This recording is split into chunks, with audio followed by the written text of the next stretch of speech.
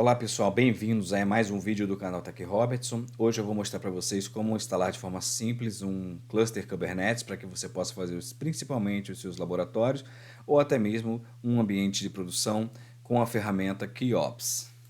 Como é de se esperar, você já deve ter se deparado inúmeras vezes tentando criar um cluster Kubernetes, precisando aí ficar atento a muitos detalhes, precisando muitas vezes de terraforms enormes para poder criar esse cluster Kubernetes, e às vezes você quer simplesmente fazer um laboratório e isso se torna muito complexo, você fazer tudo manualmente. Então a ferramenta KeyOps vai nos auxiliar a criar em um tempo relativamente curto o cluster Kubernetes, com um custo relativamente baixo utilizando a cloud AWS e principalmente para fazer laboratórios é uma ferramenta excelente. Obviamente dá para usar em ambientes produtivos, mas para ambiente de produção você tem muitas outras possibilidades. É tão fácil utilizar o KeyOps quanto você clicar aí no botão inscrever-se do nosso canal, indicar para um colega e dar um joinha aí se você gostar desse vídeo. Eu vou agradecer muito, para você não significa assim de repente tanto, não vai te dar tanto trabalho, mas para mim vai ser de grande valia o teu apoio. Muito obrigado, eu te agradeço de antemão. Então, sem mais delongas, vamos seguir para a próxima sessão do vídeo, dizendo o que é o KeyOps e quais são as suas principais características. O KeyOps é um sistema de provisionamento de clusters automatizado. Ele é basicamente isso, que tem dentre as suas principais características a instalação automatizada do cluster, como já falei. Ele utiliza DNS para identificar o cluster. Os recursos que são criados com o nome do DNS que você vai ter que ter no Route 53. Então, os prefixos vão ser com o nome dos recursos que estão sendo criados. Ele suporta vários sistemas operacionais como Amazon Linux, Rock Linux, Debian, Ubuntu, etc. Ele também já provê alta disponibilidade, criando, por exemplo, scaling para o Node e para o Control Plane, por exemplo. E, logo em seguida, vamos ver o que é necessário para a instalação do KeyOps, o que é mandatório. E o que é mandatório para a instalação do KeyOps, eu anotei aqui e eu vou precisar ler para facilitar, tudo bem? Então é o seguinte, você vai ter que utilizar um sistema Linux ou macOS, você vai ter que ter o kubectl instalado, ele está aí na descrição, o link de como instalar o kubectl, que não é o foco dessa aula nesse momento. Ele tem que ter sistemas de arquitetura AMD 64 ou Intel 64 para instalar essa ferramenta KeyOps. Você precisa ter uma conta na AWS, você tem que ter um IAM Access Key e Secret Key criados na AWS, e esse usuário que tem essa Secret Key e Access Key, ele precisa ter as permissões necessárias para criar os recursos na AWS. E essas permissões necessárias tem um link também que eu deixei aqui na descrição do link, para que você possa simplesmente copiar e criar as roles necessárias, policies necessárias, tudo bem? Você tem que ter uma zona hospedada no Route 53 e criar um nome lá para que o KeyOps use esse nome para criar os recursos e identificar o cluster. E você precisa criar um bucket S3 para onde o KeyOps vai gravar o estado do seu cluster, tudo bem? Então, esses são os recursos necessários para que você possa utilizar o KeyOps. E em seguida, já vamos para o hands-on fazer um labzinho. Bem, pessoal, para começar o hands-on aí, eu fiz umas anotações para ser bem mais rápido, tentar ser o mais rápido possível aqui nesse lab. Então, a gente vai fazer o download do KeyOps, tá bom? Em seguida, eu vou dar um comando para permitir a execução desse arquivo no Linux, tá? Lembrando que ele é possível instalar em ambiente Linux ou macOS. Tudo bem? Eu já tenho instalado essa ferramenta na minha máquina, então não preciso fazer o passo a seguir, que seria o comando para mover para o diretório de binários aqui do Linux, para que eu possa chamar esse comando de qualquer local, sem ter que botar o caminho completo, tudo bem?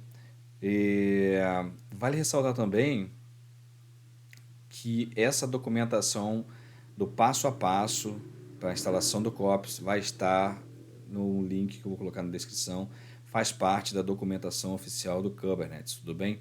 Então, portanto, não estou tirando isso da cabeça, você vai poder seguir lá e ver na íntegra como que é feita essa instalação. Você vai precisar criar um domínio aí no Route 53, na verdade uma zona no Route 53, eu já tenho essa zona aqui, desculpa, chamada techrobertson.com.br. E por que que tem que ter isso? Porque na hora de criar o cluster, eu vou chamá-lo de dev.techrobertson.com.br. O COPS, ele usa essa informação, esse domínio, para identificar todos os recursos que ele cria na AWS para você, tudo bem? Então, você tem que ter essa zona aí hospedada, disponível para poder criar o seu ambiente com o COPS.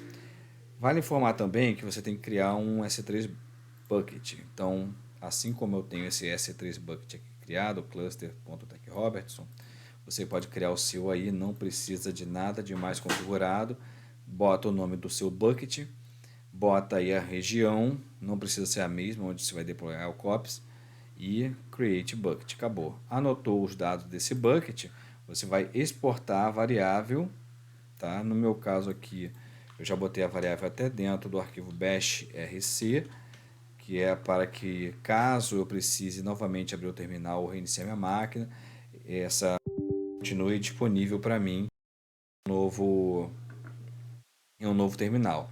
Então, eu vou aqui dar esse comando export, copy state store, s3 dois pontos, barra, barra, e o nome do meu cluster, tá bom? É assim que eu vou ele, que cluster que vai salvar o estado que bucket vai salvar o estado do meu cluster, tudo bem? Tendo essas informações tudo ok, eu vou obviamente ter que certificar que eu tenho um AWS Profile configurado aqui na minha máquina. Então, você tem que ter um usuário aqui no IAM da AWS com essas permissões. Obviamente, para efeito de teste, se você tem um usuário administrador aí na sua conta particular ou da sua empresa, você pode até usar ele, mas não é uma forma muito segura. Você pode analisar formas seguras de usar um Access Key ID aí da AWS melhores. Mas para efeito aqui do que a gente está fazendo, você basicamente vai ter que criar um usuário. Eu tenho aí instruções em uma série de vídeos no meu canal mostrando o funcionamento do IAM. Tem a criação de usuário e criação de CLI, né? O usuário para CLI, ou seja, Command Line Interface da AWS. Então aqui no usuário que você criou, você vai criar uma Security Credential, vai clicar aqui em Create Access Key, vai seguir o procedimento aí que está até no canal, que eu vou deixar o card aqui no final desse vídeo. E você vai obter as suas credenciais, tá? Uma vez que você está com a Access Key ID e a Secret Key em suas mãos, você já anotou, você vai precisar ter o AWS CLI instalado na sua máquina para facilitar a configuração das suas credenciais da AWS, para que o COPS possa pegar elas e imputar na hora que ele for criar os recursos na AWS. Então, para isso, você vai executar o comando que está aqui a seguir. Se você não tiver o AWS CLI na sua máquina, seria esse curl aqui, o link da ação desse AWS CLI vai estar também na descrição. Ele vai ter basicamente esse comando. Depois você vai tirar o zip desse comando, desse objeto que foi baixado, CLI v2.zip. E aqui depois você vai dar um sudo.ws install. Esse diretório .ws aqui, esse ali vai dar um install. Ele vai instalar o AWS CLI para você.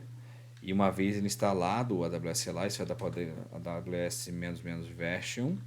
Você vai ver lá que vai estar disponível, aparecendo a versão para você. E o que você vai usar basicamente para configurar suas credenciais, já que você pegou lá no IAM, você vai dar um AWS configure e ele vai te fazer uma série de perguntas. Então, o Access Key ID que você pegou lá, no meu caso aqui eu já tenho uma, por isso que ele apareceu exibindo um finalzinho aqui. Você vai colar aqui e vai dar Enter. Você não vai ter secret provavelmente, se você nunca configurou a AWS CLI. Aí você vai pegar, vai colocar a sua secret que você pegou lá na criação da sua secret key. Ele vai perguntar default region, no meu caso é SA East 1. Você pode deixar sem nada ou essa aí também. E o output eu deixei nenhum, tá bom? Poderia ser de zone format, por exemplo. Então, essa é a configuração necessária. A partir do momento que você fez isso, dentro do diretório chamado no sua home, chamado .ws, credentials, vai ter ali o Access Key ID e o AWS Secret Access Key configurado. Isso é necessário, tá bom? Para que você possa usar o COPS para deployar os recursos na AWS, o cluster na AWS. Tendo feito isso, o que você vai fazer? Você vai dar o comando que eu já salvei aqui para criar o cluster. Vou dar o comando aqui. Embora esse comando esteja de create cluster, ele não vai criar imediatamente recurso na AWS. Ele vai preparar a configuração aqui, mas para ele é como se ele tivesse criado. O próximo comando que a gente vai dar vai ser o update, tá? Que vai ser para deployar de fato e vai colocar um menos IES. Ah, mas eu esqueci. Ele vai dar a instrução no final, depois que ele montar esse arquivo de configuração, ele vai dar a instrução do que você precisa fazer. Aqui ele só está prevendo as mudanças que ele vai ter que fazer. Nessas mudanças, você vai ver todos os recursos que ele vai criar. Isso é bem bacana, você dá uma olhada com calma. Vai criar Security Group, Autoscaling Group, vai criar VPC, vai criar Elastic Block Volume, vai criar uma porção de coisa e ele tanto vai criar, quanto na hora que você destruir, ele não vai esquecer de nada, ele vai destruir tudo. Vamos reparar aqui na minha conta, eu estou aqui no painel do EC2, por exemplo, do dashboard do EC2, você vê que aqui eu vou atualizar e não tenho nenhum recurso aqui rodando, tenho instâncias 6 paradas, tenho Security Groups aqui 3 apenas, um estou em Norte Virgínia, tá? Você vai ver que vai começar a aparecer um monte de recurso criado aqui quando o COPS começar a operar. No momento não começou ainda, ele mostrou aqui tudo que ele vai criar e você vê que ele cria identificadores com o nome antes do dev.techrobertson, que foi o nome de domínio que eu quis dar para ele, né, o nome de URL. E eu vou simplesmente aqui ver no edit que ele diz aqui, ó, você pode fazer isso, isso e isso aqui para editar cluster, control plane ou o node. Eu vou editar o node aqui só para ilustrar, porque eu vou trocar o tipo de instância do meu node ali. Vou botar T3A small. Então em machine type eu vou botar aqui T3A small, até por causa do custo, né? Uma maquininha ARM, tá? Eu poderia mudar muito outros recursos, tá? Eu posso fazer esse update depois. É bem flexível essa ferramenta. E assim como ela diz aqui, ó, finalmente configure o seu cluster dando esse comando aqui. E é isso que eu vou fazer. E aí, se você vai reparar aqui, ele vai começar a criar recursos aqui. Então, repara, temos 3 Security Groups, um Keypair e 6 instâncias. E aí, ó, o resto do zero. E ele vai começar a criar um monte de recursos aqui, ó. E eu vou deixar ele só criar uma meia dúzia de recursos aqui para você ver. E eu vou dar uma pausa nesse vídeo para não ficar muito longo. E assim que ele terminar a criação do cluster, eu vou fazer o deploy de umas aplicações ali rapidamente, que eu tenho um Terraformzinho para fazer isso. E vou destruir o cluster para você ver como que é feito isso e como que ele é bem seguro para essa execução. Então você repara aqui que tem 7 instâncias agora, 6 security groups, 3 volumes, 2 autoscaling e as coisas só estão aumentando. Tem 8 aqui, ó, já passou um para running, tá? Esse é 2 para running. E isso é bacana, ele está criando aqui tudo, ó. Ele já deu os comandos tudo para executar. E está dizendo que eu posso validar o cluster dessa forma. Ele vai levar um tempinho para ser criado. Eu vou dar uma pausa no vídeo agora. E quando eu voltar, vou mostrar como é que ficou o cluster aqui na AWS. E dar uns comandos de kubectl ali para você ver como está o cluster. E dar uma aplicação, criar uma aplicação ali para a gente verificar como que ficou, tá bom? Bem, pessoal, voltando aqui. O cluster já acabou de ser criado, tá? Eu tive aqui o retorno do cluster dev.techrobertson.com.br está pronto. E aqui na AWS eu consigo ver que os recursos foram criados. Eu tenho, por exemplo, aqui 2 instâncias. Vou limar aqui algumas que já estavam desligadas. E eu tenho o control plane aqui. Ele vê que ele bota o nome do recurso aqui com o nome dev.techrobertson. Tem o node, por exemplo, aqui também. O que mais eu tenho aqui? No Route 53 vocês reparam que só tinham esses registros. E agora, se atualizar, tem mais registros aqui, como api.dev, COPS Controller, etc. Se você for reparar aqui também, ele vai ter volumes criados para o Control Plane. Você vai ter aqui Security Groups específicos para ele, com o nome dele identificado. Isso é muito bacana, é muito útil. Essa espécie de documentação, Keypairs também, para uso deles. Tá? Nesse caso nem tem o Keypairs, não foi criado pelo que parece.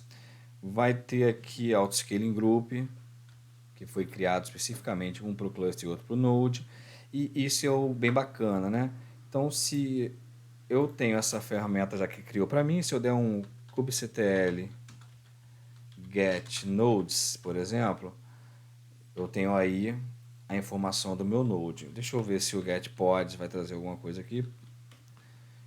Ele diz que nenhum recurso, menos N, menos A. Vamos trazer todos os pods. GetPods menos A. Para trazer todos os pods existentes, que vocês vão ver os pods que são do próprio sistema.